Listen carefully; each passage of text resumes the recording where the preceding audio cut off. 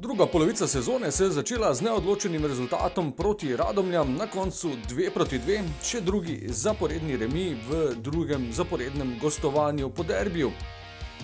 Tokrat udobno vodstvo v prvem polčasu ni zadostovalo, po izključitvi igralcev manj v drugem polčasu pa so domačini prišli do izenačenja in na koncu delitev točk strelca za Maribor pa sta bila Sudani in Kolar.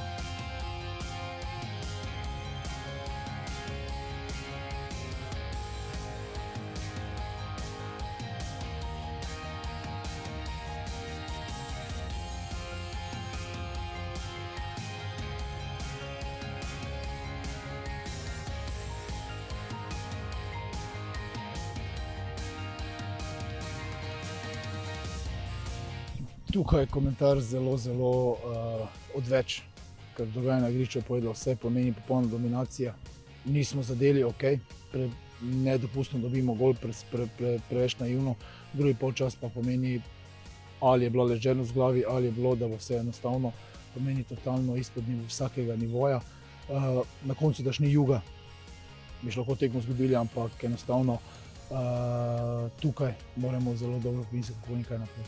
Katastrofa, mislim, imamo sve pod kontrolom, prvo poluvreme umjesto da to završimo i da završimo dosta utakmicu, mi primimo taj gol pred kraj poluvremena i onda drugo poluvreme neka nervoza, nešto se odlučuje, crveni karton na kraju i tu smo na kraju dobro da je završilo tako kako je završilo.